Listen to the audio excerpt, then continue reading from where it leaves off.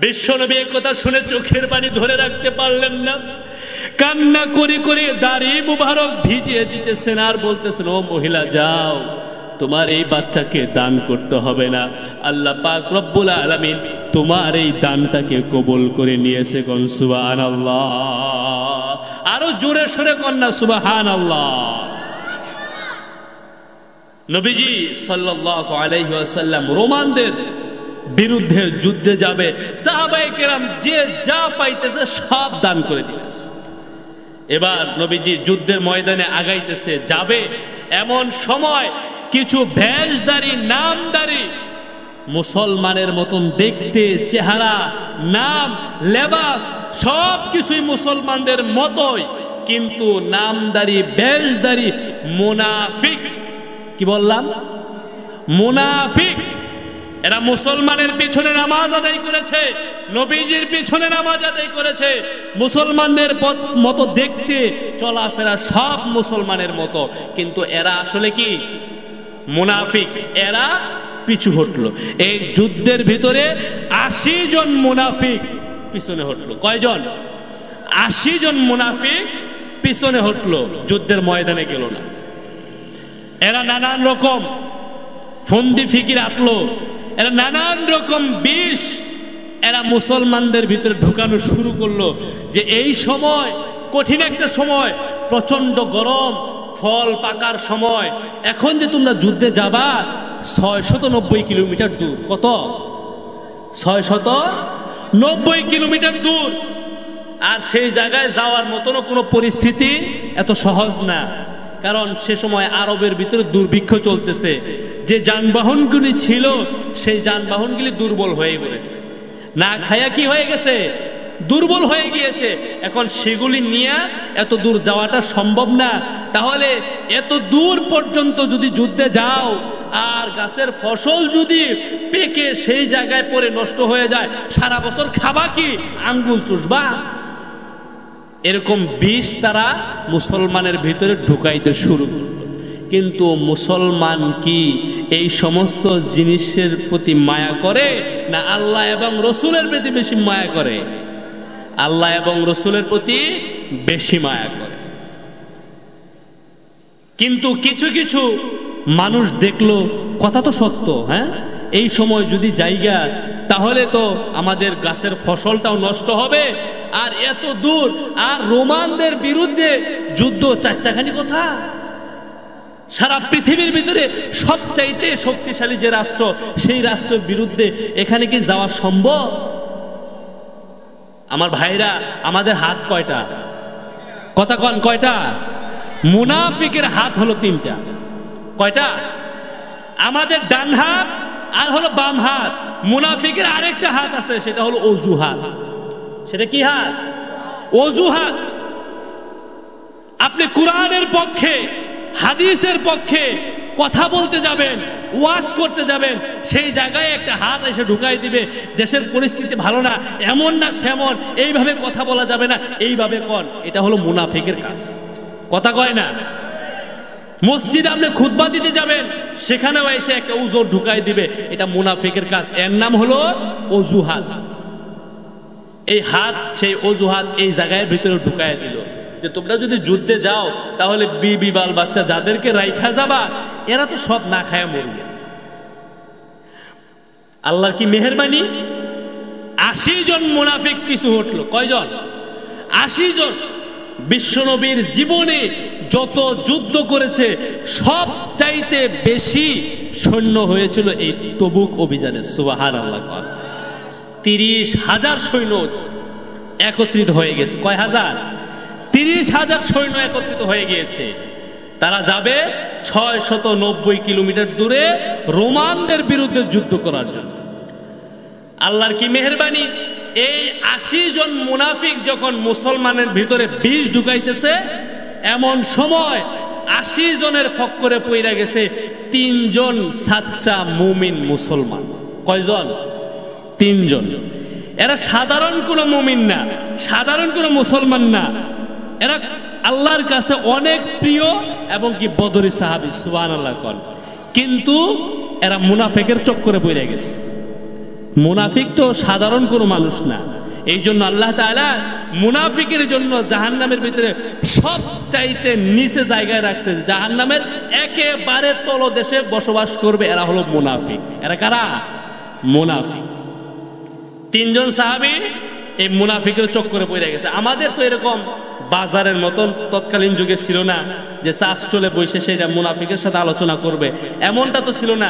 তৎকালীন যুগে যেমন ছিল ঠিক অনুরূপ ভাবেই মুনাফিকের পক্ষরে পইরা তাদের মনটা কেমন কেমন যেন হয়ে গেছে। এর মধ্যে একজন হলো কাব ইবনে মালিক, আরেকজন হলো মুরারা ইবনে রাবিয়া, আরেকজন হলো হেলাল ইবনে উমাইয়া। ভক্তি শ্রদ্ধা সহকারে আমরা সকলেই পড়ি রাদিয়াল্লাহু তাআলা আনহু। এই তিনজন সাহাবী, এরা কেমন সাহাবী?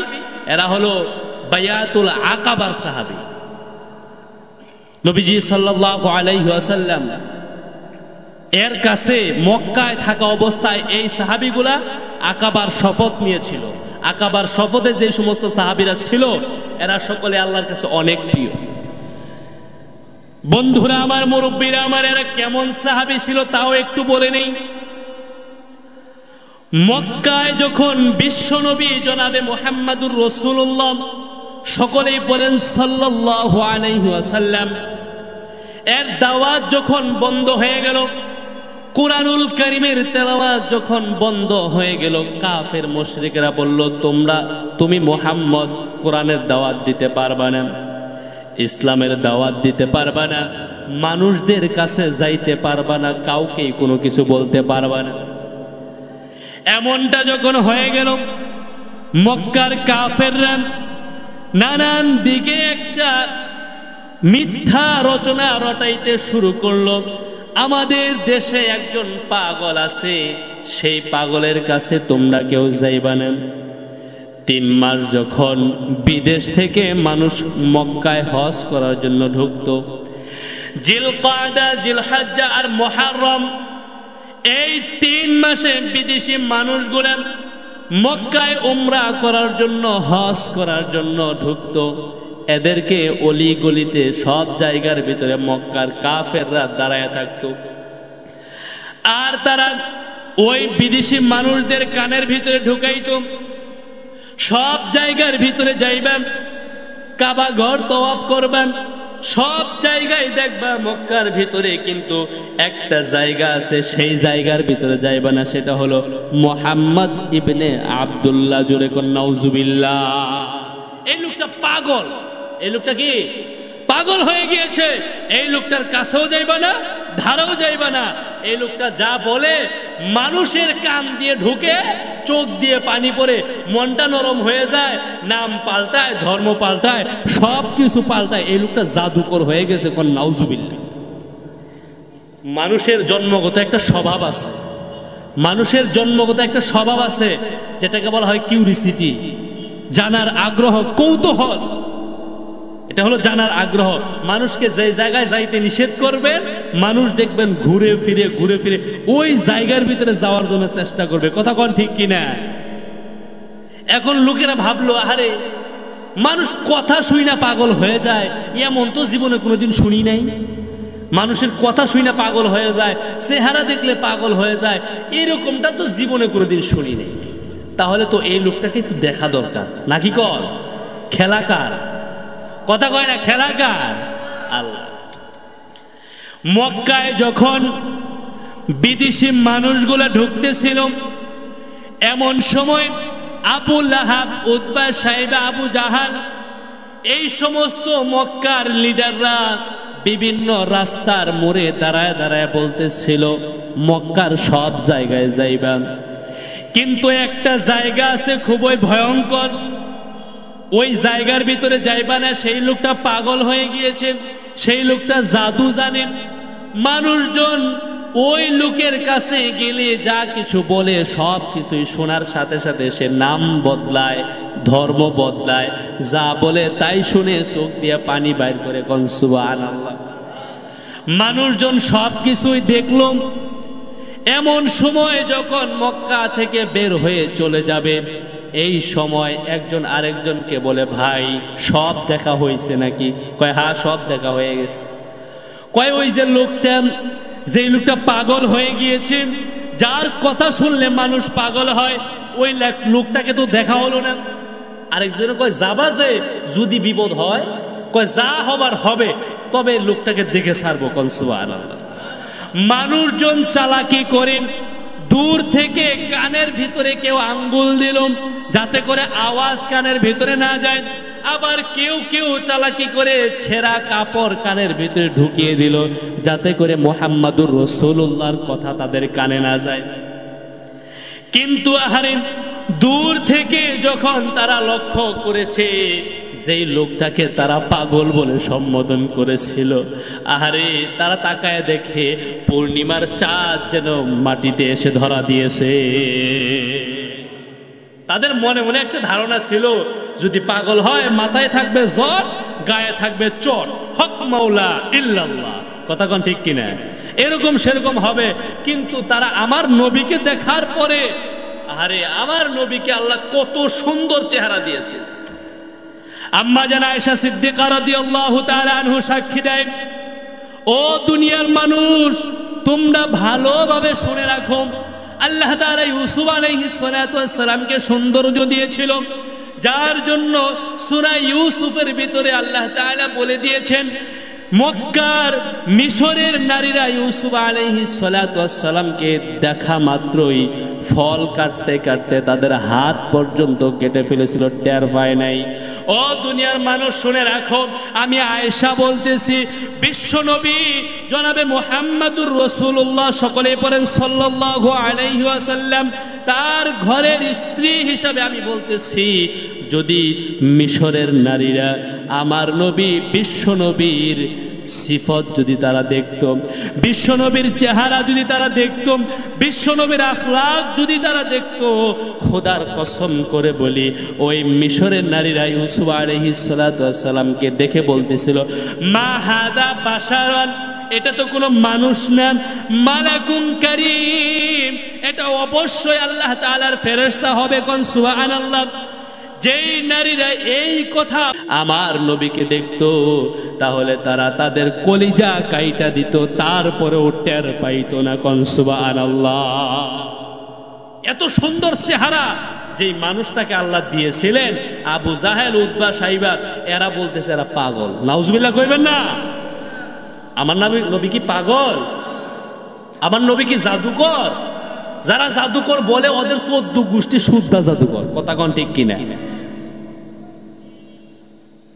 মক্কার ভিতরে দাওয়াত বন্ধ হয়ে গেল। ওই সময় বিশ্ব নবীকে দেখতে গিয়েছিলেন ইয়াসরিফ থেকে ওই 3 জন সাহাবী, মনে আছে আপনাদের? 3 জন সাহাবী দেখতে গিয়েছিলেন। দেখার পরে এত সুন্দর চেহারা দেখে তারা আর থাকতে পারলেন না। তারা নবীজির হাতে গিয়ে বায়াত নিলেন আর বললেন, ইয়া রাসূলুল্লাহ, আমরা খোদার কসম করে বলতেছি, কাবার মালিকের কসম করে বলতেছি, আপনি সত্যি আল্লাহর নবী। সুবহানাল্লাহ। আপনি যদি জীবনে কখনো মক্কা থেকে ইয়াসরিফ যান, তার মানে মদিনায় আপনি যান, তাহলে আমরা খোদার কসম করে বলতেছি, আপনাকে আমরা সম্পদ দিয়ে, জান দিয়ে, মাল দিয়ে, সন্তান দিয়ে, এমনকি জীবন দিয়ে আপনাকে সাহায্য করব। কোন সুবহানাল্লাহ। তখন যারা শপথ নিয়েছিলেন তাদের মধ্যে কাব ইবনে মালিক রাদিয়াল্লাহু তাআলা আনহু একজন। আবার নবীকে তারা জাদুকর বলল। কি বলল? আমার নবীর জাদুর মন্ত্রের নাম কি? জোরে কোন তো দেখি। কোরআন। আমার নবীর জাদু মন্ত্রের নাম কি? কোরআন। বিশ্ব নবীর যখন মক্কায় দাওয়াত বন্ধ হয়ে গেল, আমার ভাইরা, আমরা পড়েছি, চোখ দিয়ে দেখি নাই। যদি আল্লাহ তাআলা দেখার তৌফিক দান করে, দু নয়ন দিয়ে যেন আল্লাহ তৌফিক দেয়। কোন আমিন। মক্কা থেকে 1 কিলোমিটার দূরে হবে একটা জায়গা আছে, এখন বর্তমানে মসজিদে জিন হিসাবে সেটা আখ্যায়িত। ওই জায়গার ভিতরে বিশ্ব নবীর যখন কোরআনুল কারীম তেলাওয়াত বন্ধ হয়ে গিয়েছিল, ওই সময় সেই জায়গার ভিতরে মনের মাধুরীকে মিলিয়ে বিশ্ব নবী কোরআনুল কারীম তেলাওয়াত করতেন। সেটা হলো মাকবারায়ে মুআল্লাম, সেটা একটা কবরস্থান। ওই কবরের ভিতরে বিশ্ব নবী যার উপরে কোরআনুল কারীমটা আল্লাহ নাজিল করেছেন, আর যার কণ্ঠে কিয়ামতের ময়দানে আল্লাহ তাআলা কোরআনুল কারীম তেলাওয়াত শুনবেন, সেই বিশ্ব নবীর কণ্ঠে রাত্রিবেলা সেই জায়গায় তেলাওয়াত করে কত সুন্দর শোনা যায়। আপনাদের কি মনে হয়? শুনতে মন চায়? শুনতে মন চায়? আল্লাহ যেন কবুল করে, কোন আমি কিয়ামতের ময়দানে বিশ্বনবী যখন তেলাওয়াত করে আমাদেরকে শোনাবেন, আমরা যেন সেই মজলিসে থাকতে পারি, কোন আমি। বিশ্বনবী রাত্রিবেলা সেখানে তেলাওয়াত করতেছেন। ওই কবরস্থানে এমনও জিন ছিল যে জিনেদের বয়স ছিল 1500-2000 বছর পর্যন্ত বয়স ছিল। তারা তো আশ্চর্য হয়ে গেল। যেই জিনেরা দাউদ আলাইহিস সালাতু ওয়াস সালামের জামানায় আসমানি কিতাব শুনেছে, মুসা আলাইহিস সালাতু ওয়াস সালামের জামানায় আসমানি কিতাব শুনেছে, সেই জিনেরাই বিশ্বনবীর মুখে কোরআনুল কারীম তেলাওয়াত শুনতেছে। তারা তো বেকুল হয়ে গেছে, আহারে এটা আবার কে কি তেলাওয়াত করে। একজন বলল তাকে জিজ্ঞাসা করে, আরেকজন বলে না, তেলাওয়াত শেষ করতে দাও। তেলাওয়াত শেষ হওয়ার পরে জিজ্ঞাসা করলো, মান আনতা, তুমি কে? বিশ্বনবী বললেন, আমি হলাম দো জাহানের বাদশাহ, আল্লাহ পাক রব্বুল আলামিন আমাকে পয়গম্বর হিসেবে দুনিয়াতে পাঠিয়েছে। কোন সুবহানাল্লাহ। যেই সমস্ত জিনেদের বয়স ছিল 1000-1500-2000 বছর, ওই সমস্ত জিনেরা সাক্ষী দিতেছে, আমার বানানো কোনো কথা নাই। কোরআনুল কারীম সূরাতুল জিন তার সাক্ষী দেয়, ইন্না সামি'না কুরআনান আজাবা। একটা আশ্চর্যজনক কিতাব, একটা আশ্চর্যজনক কিতাব আমরা তেলাওয়াত শুনেছি। এত মধুর কোরআন, এত মধুর জিনিস ইতিপূর্বে আমরা শুনি নাই। কোন সুবহানাল্লাহ। ওই সমস্ত জিনেরা বেহুশ হয়ে গেলেন, বেকুল হয়ে গেলেন। এবার বিশ্বনবীর হাতে গিয়ে বলতেছেন, ইয়া রাসূলুল্লাহ, আপনি যেই জিনিসটা তেলাওয়াত করলেন সেটার নাম কি? বলে কোরআন। আমরা ইতিপূর্বে এত সুন্দর জিনিস আমরা শুনি নাই। আমরা আপনার হাতে মুসলমান হতে চাই, আমাদেরকে মুসলমান বানিয়ে দেন। জিনেরা সকলেই নবীজির হাতে হাত রেখে তারা পড়ল, লা ইলাহা ইল্লাল্লাহু মুহাম্মাদুর রাসূলুল্লাহ সাল্লাল্লাহু আলাইহি ওয়াসাল্লাম। তাহলে আকাবার শপথ যেই সমস্ত সাহাবীরা নিলেন, তারা কি অল্প দামের না বেশি দামের সাহাবী? বেশি দামের সাহাবী। এবং কি এরা হলো বদরের সাহাবী। উলামায়ে কেরাম যারা আছে এরা জানে যে বদরের সাহাবী যারা ছিল তাদের দাম আল্লাহ তাআলার কাছে একটু বেশি। সুবহানাল্লাহ বলবেন না? 80 জন মুনাফিক, কয়জন মনে আছে আপনাদের? 80 জন মুনাফিকের চক্করে পড়েছে কয়জন? সাচ্চা ইমানদার মুমিন মুসলমান কয়জন? 3 জন। এদের মনের ভিতরে বলতেছে যে সকালে নবীজি বের হয়েছে, আমরা তাহলে বিকালে যাব। বিকালে আবার মুনাফিকের সাথে দেখা হয়ে গিয়েছে, নানান রকম বিষ ছড়িয়ে দিয়েছে। এবার তাদের মনটা কেমন কেমন হয়ে গেছে। তারপরের দিন সকালে যাবে, তাফসীর ইবনে কাসির থেকে বলতেছি, তারপরের দিন সকালে যাবে। কাব ইবনে মালিক বলেন, মুনাফিকের সাথে সাক্ষাৎ, মনটা কেমন কেমন হয়ে গিয়েছে। ভাবলাম বিকালে যাব, অনেক দূরের পথ, দৌড়ায়া ঘোড়া চালায়া অতি দ্রুত নবীজিকে ধরবো, কিন্তু আর হলো না। মুনাফিকের ফক্করে পড়ে আমাদের জিহাদের ময়দানে যাওয়া হলো না। বিশ্বনবী সেখানে গেলেন, 20 দিনের রাস্তা অতিক্রম করলেন। কয় দিনের? 20 দিনের রাস্তা অতিক্রম করলেন। কিছুদিন যাওয়ার পরে আরবের অবস্থা আরো খারাপ হতে লাগলো, প্রচন্ড গরম, আরো গরম বাড়লো। এবার মুনাফিকেরা কয়, আল্লাহ যা করে ভালোর জন্যই করে। নাউজুবিল্লাহ কইবেন না? আরো জোরে কর না নাউজুবিল্লাহ। সুরে আল্লাহকে বেশি ডাকে, কথা কয় না। সুরে মুমিন যদি আল্লাহকে ডাকে একবার, সুরে ডাকে 4 বার। কয়বার? 4 বার। কবেন হুজুর সুরেও আল্লাহকে ডাকে? হ্যাঁ, সুরেও আল্লাহকে ডাকে, এবং মুমিনের চাইতে বেশি ডাকে। প্রমাণ দেব? মনে করেন আজকে রাত্রে চুরি করতে যাবে, রাত 2:30টার সময় উঠছে, ওঠার পরে আল্লাহর কাছে মোনাজাত করছে, আল্লাহ চুরি করতে যাব, বাড়ি তো একটা টার্গেট আছে নাকি? কোন আল্লাহ আজকের দিনের জন্য মাফ করে দাও। একটা ডাক দিছে, কয়টা? একটা। এবার বাড়ি তো টার্গেট করা আছে, বাড়ির সামনে গিয়ে বলছে আল্লাহ বাড়ি তো আইসা গেছি, সহি সালামতে কামটা শেয়ারবার দিয়ে। কয়বার দিছে? 2 বার দিছে।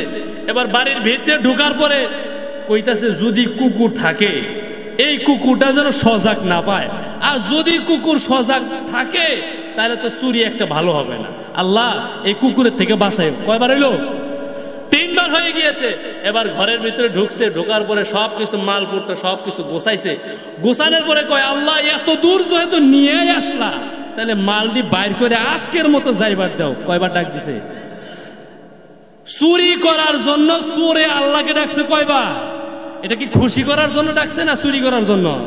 চুরি করার জন্য। আর ইমানদার আল্লাহকে ডাকে কিসের জন্য? খুশি করার জন্য। কিসের জন্য? খুশি করার জন্য।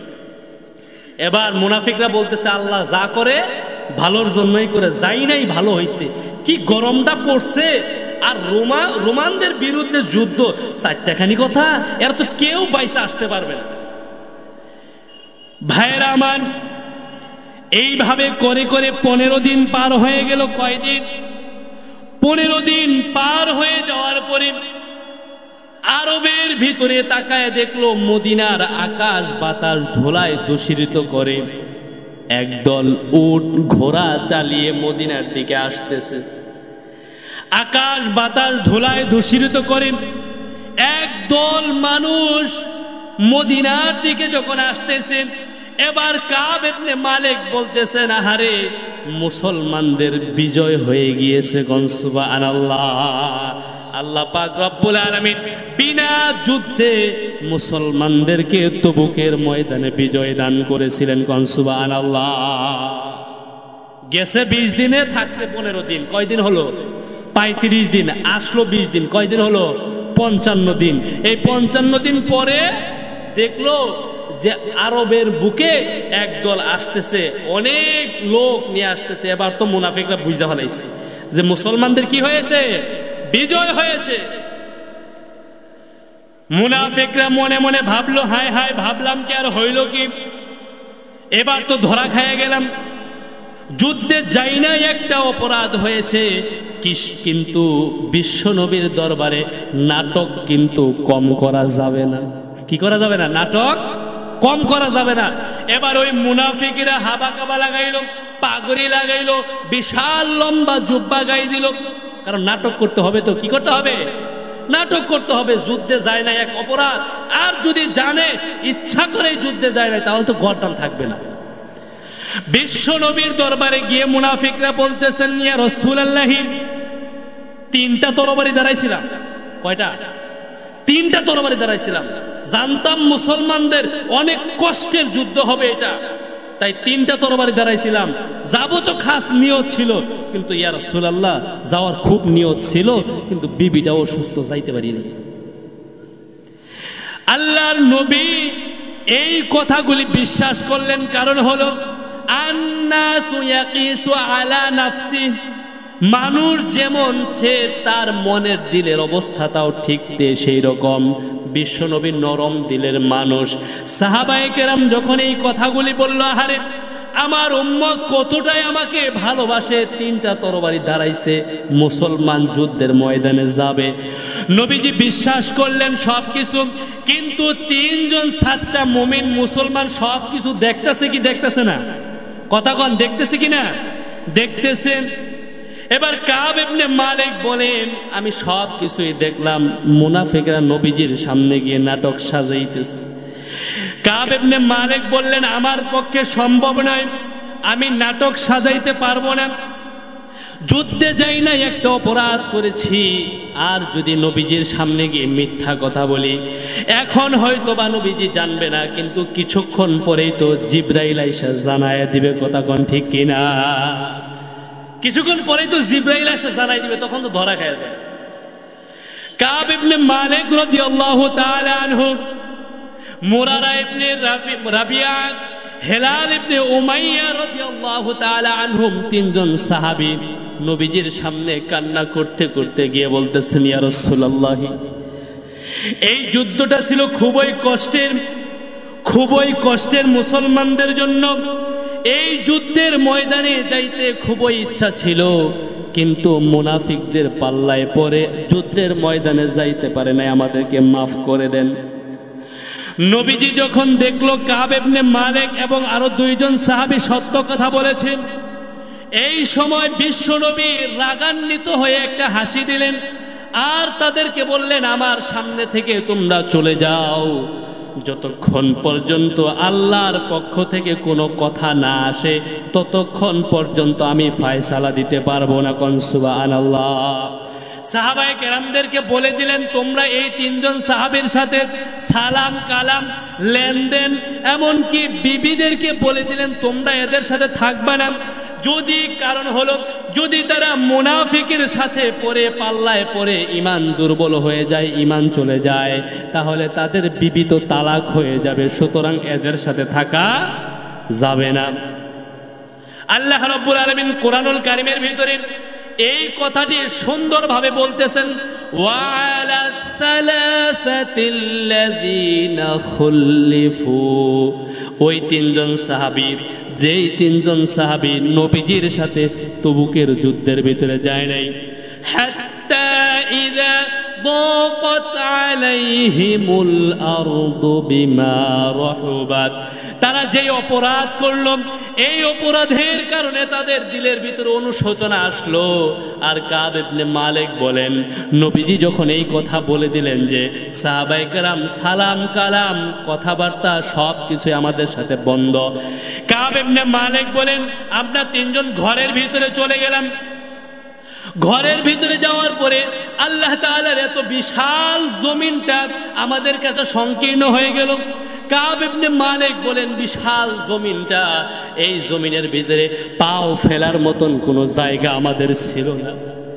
এইভাবে করে করে 50 দিন পার হয়ে গেল। কয়দিন? কথা কয় না, কয়দিন? আপনারা বিরক্ত হইতেছেন? আমার কথা বুঝতেছেন আপনারা? কয়দিন পার হয়েছে? সাহাবী কয়জন? কয়জন? মুনাফিক কয়জন? 80 জন। কয়জন? 80 জন।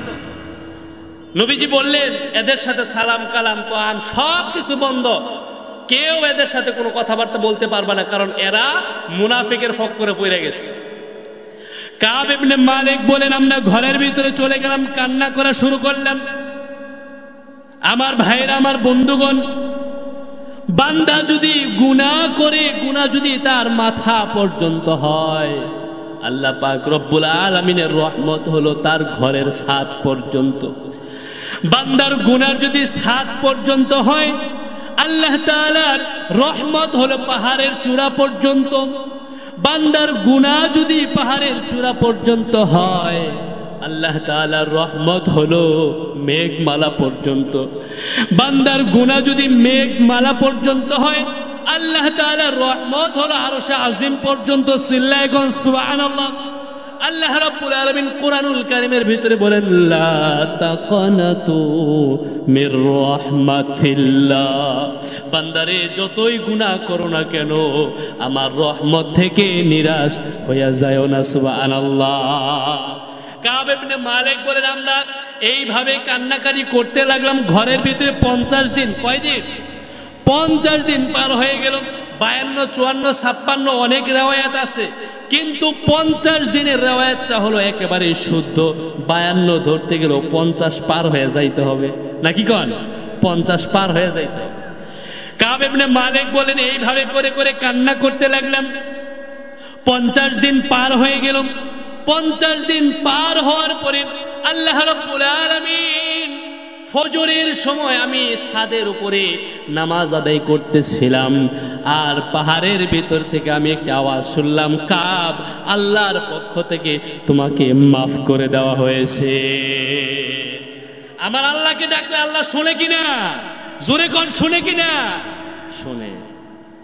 ডাকলে তো শুনে। শুনে সূরা লুকমানের তাফসীরের ভিতরে আসছে, শুধু মানুষ আর জিন নয়, আল্লাহ তাআলার ক্ষুদ্র থেকে ক্ষুদ্র একটা প্রাণীও যদি বিপদে পড়ে আল্লাহকে এই জমিন থেকে ডাক দেয়, আল্লাহ তাআলা আরশ থেকে 3 বার জবাব দেয়। আরো আস্তে কোন সুবহানাল্লাহ। বাজারের লোকজন শুনবে তো আপনারা সুবহানাল্লাহ বলে বলেছেন, আরে চিল্লায় কোন না সুবহানাল্লাহ। তাহলে আল্লাহ শোনে কি শোনে না? ভুল করেও যদি আল্লাহকে ডাকে তারপরেও আল্লাহ শোনে। সুবহানাল্লাহ। সময় খুবই সংক্ষিপ্ত, ভুল করে ডাকলে কেমনে শোনে? একজন হিন্দু পণ্ডিত 80 বছর ইবাদত করছে মূর্তির। কার কথা কয় না? কার? মূর্তির। মূর্তির নাম হলো সনম। কি সনম? অর্থ শয়তান। সনম অর্থ কি? শয়তান। সনম সনম সনম এইভাবে করে করে 80 বছর করছে। কয় বছর? বুড়া হয়ে দাঁত মাত সব কিছু পইরা গেছে। ভুল কইরা সনম কবার যাইয়া একবার সমদ হয়ে গেছে। সুবহানাল্লাহ। কি হয়ে গেছে? সমদ হয়ে গেছে। আল্লাহ রাব্বুল আলামিনের সিফাতে যেই সমস্ত নাম আছে, কুল হুয়াল্লাহু আহাদুল্লাহুস সামাদ, একটা আছে কি না? যখনই নাকি ওই লোকটার মুখ দিয়ে সনম বাদ দিয়ে সমদ বের হয়ে গিয়েছে, আল্লাহ রাব্বুল আলামিন আরশে মুআল্লা থেকে ওই বান্দার কাট্টা কাফের, 80 বছরের একটা কাট্টা কাফের, ওই বান্দার একবার ভুল করে ডাকের সাড়া দিয়ে বলতেছেন, বান্দা আমি হাজির আছি, গণ সুবহানাল্লাহ। এবার লোকটা বলল, আরে 80 বছর পর্যন্ত আমি যেই মূর্তির ইবাদত করলাম, এই সনম কখনো আমাকে ডাকের সাড়া দিল না, আর ভুল করে একবার সমাদ বলেছি, আমাকে আল্লাহ তাআলা ডাকের সাড়া দিয়েছে, গণ সুবহানাল্লাহ। তাহলে আল্লাহকে ডাকলে শোনে কিনা? চিল্লা এখন শোনে কিনা? কাব ইবনে মালিক রাদিয়াল্লাহু তাআলা আনহু বলেন, আমি যখন তাহাজ্জুদের সময় নামাজ আদায় করতেছিলাম, পাহাড়ের ভিতর থেকে আমি শুনতে পেলাম কে যেন আমাকে বলতেছে, কাব ইবনে মালিক রে, 50 দিন পার হয়ে গিয়েছে, তুমি আল্লাহর কাছে তওবা করেছো, আল্লাহ পাক রব্বুল আলামিন তোমার তওবাকে কবুল করেছে, গণ সুবহানাল্লাহ। সকাল হওয়ার পরে বিশ্বনবীর পক্ষ থেকে একজন সাহাবী আসলেন। আসার পরে ডাক দিলেন, ও কাব ইবনে মালিক, শুনছো নাকি? বলে কি? বিশ্বনবী সাল্লাল্লাহু আলাইহি ওয়াসাল্লাম তোমাকে ডাক দিয়েছে, তুমি কি যাবা না? কাব ইবনে মালিক বলেন, আমার মনটা এত খুশি ছিল, এত ফুর্তি ছিল, কারণ 50 দিন হয়ে গিয়েছে নবীজি আমার সাথে কোনো কথা বলে না। কয়দিন হয়েছে? 50 দিন হয়ে গিয়েছে। যেই নবীকে না দেখলে সাহাবায়ে কেরাম এক বেলা না দেখলে আরেক বেলা বাঁচে, এক বেলা খানা খাইতে পারে না, নবীকে দেখা ক্ষুধা মিটায়। সুবহানাল্লাহ। বাজ্জা কইেন, এক বেলা যদি না খায় থাকে, বিশ্ব নবীকে খুঁজতে খুঁজতে পাগল হয়ে যায়, যে এই নবীকে দেখলে কি মিটবে? ক্ষুধা মিটবে।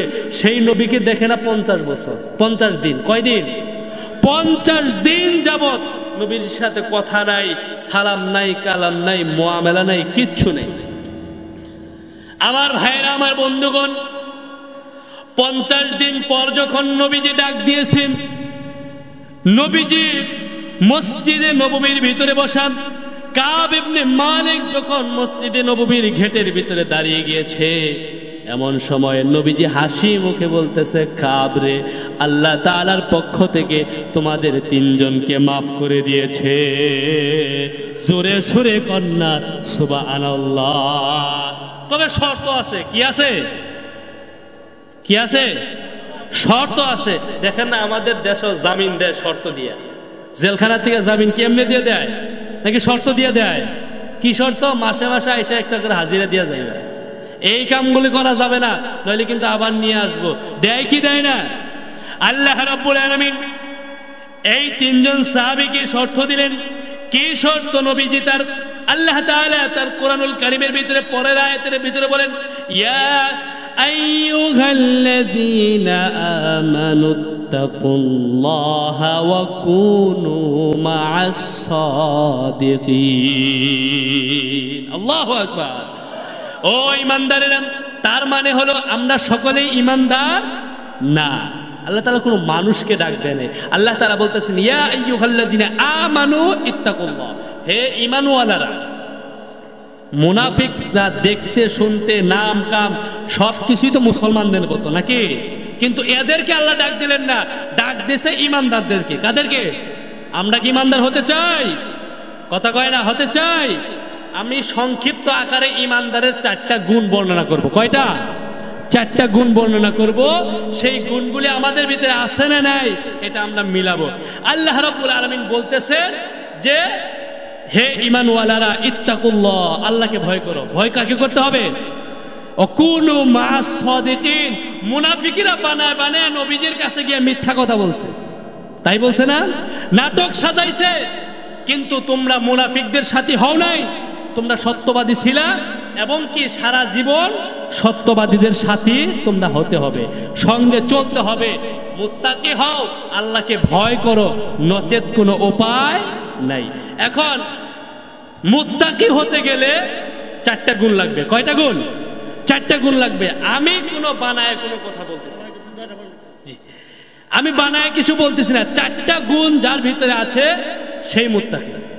হযরত আলী রাদিয়াল্লাহু তাআলা আনহু বলতেছেন যে চার গুণ যার ভিতরে আছে সেই হলো মুত্তাকি। এক নাম্বার গুণ হলো আল্লাহ তাআলার ভয়। কার ভয়? কথা কয় না, কার ভয়? জেল, জুলুম, পুলিশ, আর্মি, মিলিটারি এই সমস্ত কিছুর ভয় করে মানুষ ভালো হবে? ভয় করতে হবে কাকে? আল্লাহকে। সব কাজের ভিতরে যদি বান্দা আল্লাহকে ভয় করতে পারে তাহলে সেই বান্দা কখনো গুনাহ করতে পারবে না। এক নাম্বার আল্লাহকে ভয় করতে হবে। দুই নাম্বার হলো আল্লাহ পাক রব্বুল আলামিন কোরআনুল কারীমটা নাজিল করেছেন, আর নবীজি সাল্লাল্লাহু আলাইহি ওয়াসাল্লামকে যেই নির্দেশ দিয়েছেন এই নির্দেশ অনুযায়ী আমাদের জীবন যাপন করতে হবে, সেটা সমাজে, রাষ্ট্রে, নিজের জীবনের সাথে সব ক্ষেত্রেই কোরআনুল কারীম মানতে হবে। তিন নাম্বার হলো আমার লোভটাকে ঘোড়া যেমন লাগাম দিয়ে টান দিয়ে আটকে রাখে, ঠিক অনুরূপভাবে আমার লোভটাকেও সামলাইতে হবে, লোভ করা যাবে না। চার নাম্বার হলো কাল কিয়ামতের ময়দানে আল্লাহর সামনে আমাকে হিসাব দিতে হবে। এই চারটা জিনিসের গুণ যদি কারো ভিতরে থাকে তাহলে সেই হবে মুত্তাকি। চিল্লায়া কোন সুবহানাল্লাহ। তাহলে এই কথাগুলির ভিতরে আমরা কি বুঝলাম? মুত্তাকি হতে গেলে সত্যবাদী যারা, এদের সাথে আমাদের থাকতে হবে। তিনজন সাহাবী পাপ করেছিল, গুনাহ করেছিল, এই মুনাফিকদের সাথে থাইকা থাইকা তাদের মনটা কেমন কেমন হয়ে গিয়েছিল। সুম্মা তাবা আলাইহিম লিয়াতুবু, আল্লাহ তাআলা তাদেরকে তওবা করার সুযোগ দিলেন, তারা তওবা করলেন, আল্লাহ তাআলা ক্ষমা করলো। আমরাও যদি জীবনের যত গুনাহ করেছি সব গুনাহ থেকে তওবা করে দু ফোঁটা চোখের পানি ফেলতে পারি, আল্লাহ তাআলা বলেন তোমাদের জীবনের সব গুনাহকে মাফ করে আমার রহমতের চাদরে তোমাদেরকে ঢেকে নেব। কোন সুবহানাল্লাহ। আল্লাহ তাআলা যেই সমস্ত কথাগুলি বললাম এই সমস্ত কথাগুলির উপরে সর্বপ্রথম আমাকে অতঃপর আপনাদের সবাইকে আমল করার জন্য তৌফিক দান করুন। সকলে বলেন আমিন। ওয়া আখিরু দাওয়ানা আনিল হামদুলিল্লাহি রাব্বিল আলামিন।